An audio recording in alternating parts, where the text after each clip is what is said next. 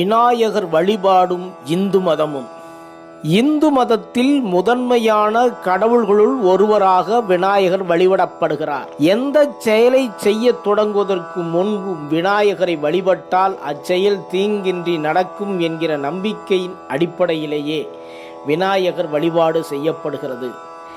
இந்து சமய கோவில்களில் விநாயகருக்கென்று தனியே கோவில்கள் இருப்பினும் பிற கடவுள்களின் கோவில்களில் தனியாக விநாயகர் கோவில் கட்டப்படுகின்ற அளவிற்கு விநாயகர் வழிபாடு அதி முக்கியத்துவம் வாய்ந்ததாக இந்து மதத்தில் உள்ளது.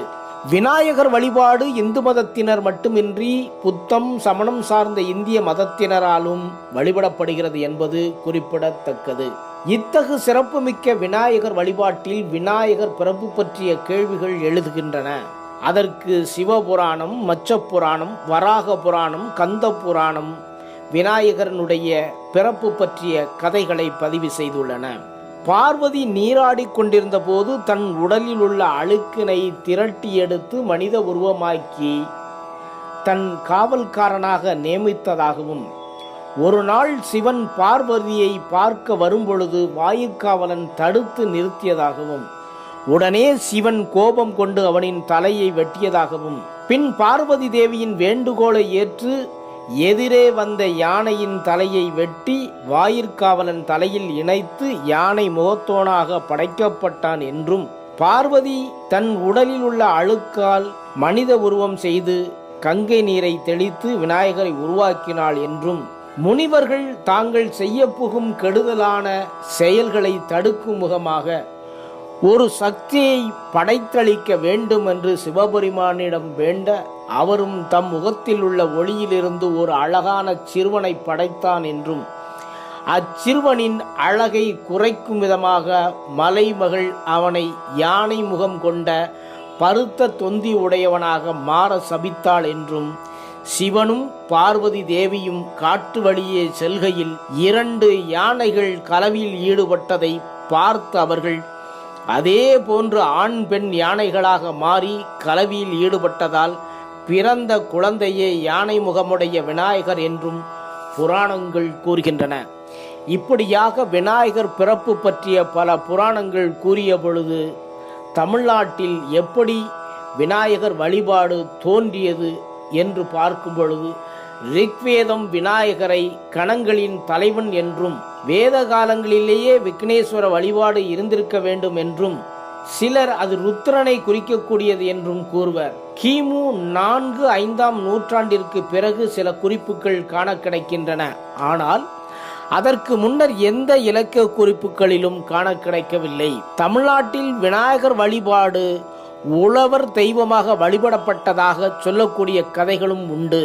பழைய காலத்தில் விலங்கினங்களை வணங்கக்கூடிய வழிபாடு இருந்தது போன்று விநாயகர் வழிபாடு தோன்றிருக்க வேண்டும் என்றும், ஓம் என்னும் பிரணவத்தின் அடிப்படையிலே பழந்தமிழர் விநாயகரை வழிபட்டனர் என்று சொல்வாரும் உளர். பல்லவர் கால சிற்பங்களில் விநாயகர் சிலை இடம்பெற்றிருப்பதால் இவ்வழிபாடு பல்லவர்கள் வடக்கே வென்று தமிழகம் வருகையில் அங்கிருந்து கொண்டு வரப்பட்ட சிற்பம் விநாயகர் சிற்பம் என்று சொல்வார்கள். சாளுக்கியர்களை வென்று வாதாபியில் இருந்து கொண்டு வரப்பட்டவரே விநாயகர் என்றும் கிபி 6ஆம்-7ஆம் நூற்றாண்டு சிற்பங்கள் நமக்கு உணர்த்துகின்றன. காஞ்சிபுரம் கைலாசநாதர் கோவிலில் விநாயகர் சப்தர் கண்ணீருடன் இருப்பது போன்ற சிற்பம் உள்ளது. விநாயக வழிபாடு தமிழகத்தில் வாதாபி படையெடுப்பிற்கு பின்னரே என்பதை இது தெளிவுபடுத்தும். தமிழ் இலக்கியங்களில் தொன்மையான சங்க இலக்கியத்திலோ விநாயகர் வழிபாடை பற்றிய குறிப்புகள் இல்லை. இரட்டை காப்பியங்களிலும் விநாயகர் பற்றிய குறிப்புகள் இல்லை. அவற்றில் இந்திரன், வருணன், மாயோன், செவ்வேள், கொற்கை போன்ற தெய்வங்களின் பெயர்கள் இடம்பெற்றிருக்கின்றனவே தவிர விநாயகரை பற்றிய எந்த குறிப்புகளும் இடம்பெறவில்லை.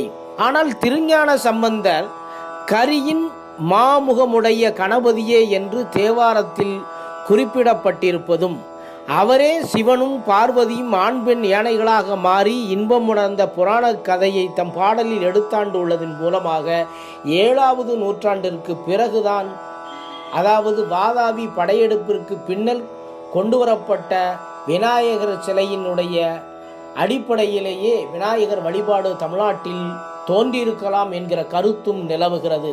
சாளுக்கியர் காலகட்டத்தில், அதாவது 7ஆம் நூற்றாண்டில் தான் விநாயகர் வழிபாடு அதிகரித்திருக்க வேண்டும்.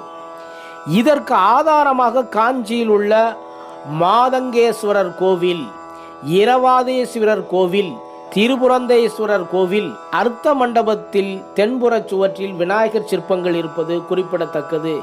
இதே கோவிலில் கருவறை, அர்த்த மண்டபத்திலும் விநாயகர் சிற்பங்கள் உள்ளன. பல்லவகால சிற்பத்திற்கும் சாளுக்கியர் கால சிற்பத்திற்கும் இடையில் வேறுபாடுகள் உள்ளன. பல்லவர் கால சிற்பங்கள் உட்கார்ந்த நிலையில் செதுக்கப்பட்டிருக்கிறது. திருச்சி, புதுக்கோட்டை மாவட்டங்களில் உள்ள திருக்கோசுரணம், மலைய கோவில், குன்றாண்டார் கோவில், அங்கே செதுக்கப்பட்டிருக்கின்ற விநாயகர் சிலையெல்லாம் வலம்புரி விநாயகர் சிலைகளாக இருக்கின்றன. குன்றக்குடி, பிள்ளையார்பட்டி, திருக்குன்றம், செவிலிப்பட்டி, குன்னத்தூர் குகை கோயில்களிலும் விநாயகர் சிற்பங்கள், இந்த காலகட்டத்தில் செதுக்கப்பட்ட விநாயகர் சிற்பங்கள் அனைத்தும் நின்ற கோலத்திலே செதுக்கப்பட்டிருக்கின்றன. இதற்கு பின்னர் உள்ள ஆட்சியாளர்களின் ஆட்சியில் விநாயகர் சிற்பங்கள், செப்பு திருமேனிகள் அதிக அளவில் கோவில்களில் வழிபாட்டிற்கு வைக்கப்பட்டுள்ளன. கால வளர்ச்சியில் விநாயகருக்கென்று பெரிய கோவில்கள் முதல் சின்ன சின்னதாக உள்ள கோயில்கள் அதிக அளவில் கட்டப்பட்டன. தமிழகத்தில் திரும்பும் இடமெல்லாம் நீக்கமர நிறைந்திருக்கும் கடவுளாக விநாயகர் உள்ளார். சிவன், பெருமாள், பிரம்மா போன்ற மும்மூர்த்திகளுக்கு இருப்பது போன்று விநாயகருக்கும் பெருச்சாளி தனி வாகனமாக வைத்து படைக்கப்பட்டு வழிபடப்படுகிறது. சிவன், பெருமாள், முருகன் போன்று விநாயகருக்கென்று தனித்தனியாக விழாவும் எடுக்கப்படுகின்றன. விநாயகருக்குரிய விழா விநாயகர் சதுர்த்தியாக கொண்டாடப்படுகிறது. இவ்விழா இந்தியாவெங்கும் இந்து மதத்தினரால் வெகு சிறப்பாக ஒரு விழாவாக எடுக்கப்படுகிறது. களிமண்ணால் வார்க்கப்படும் விநாயகருக்கு அவல், பொரிகடலை, பழம், மோதகம், கொழுக்கட்டை, சுண்டல், பூம்பருப்பு என படையில் வைத்து வழிபாடு செய்யப்படுகிறது. தாம் செய்யும் அனைத்து காரியங்களும் நல்ல முறையில் நடந்தர வேண்டும் என்கிற வேண்டுதலின் வழியே விநாயக வழிபாடு முக்கியத்துவம் பெற்றதாகிறது. ஓம் என்னும் பிரணவத்தின் உருவமாக விநாயகர் பார்க்கப்படுவதாலும் உலகம் அழிந்தாலும் அழியாத ஒளியாக திகழக்கூடியவர் விநாயகர் என்கிற கருத்து ஆன்மீகத்தின் சிறப்புடையதாகிறது.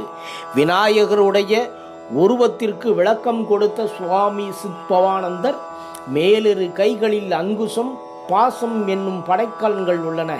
யானை பாகன் அங்குசத்தால் யானையினை வழிநடத்துதலும், தேவையற்ற போது கயிற்றால் யானையை கட்டி போடுவதும் போன்று விநாயகர் நல்லோரை அங்குசத்தால் நல்வழிப்படுத்தவும், தீயோரை பாசத்தால் கொண்டு துன்பத்தில் துளைக்கவும் செய்கிறார். அவருடைய கீழிரு கைகளில் தந்தமும் மோதகமும் காணப்படுகின்றன. வலக்கையில் ஒடிந்த தந்துவும் எழுதுகோலாக திகழ்வது கல்வியின் முக்கியத்துவத்தையும், இடதுகையில் உள்ள மோதகம் உலகில் உள்ள உயிரினங்கள் வாழ்வதற்கு உணவு இன்றியமையாதது என்பதை குறிக்கின்றன என்று கூறுவது நாம் சிந்தனைக்குரியது.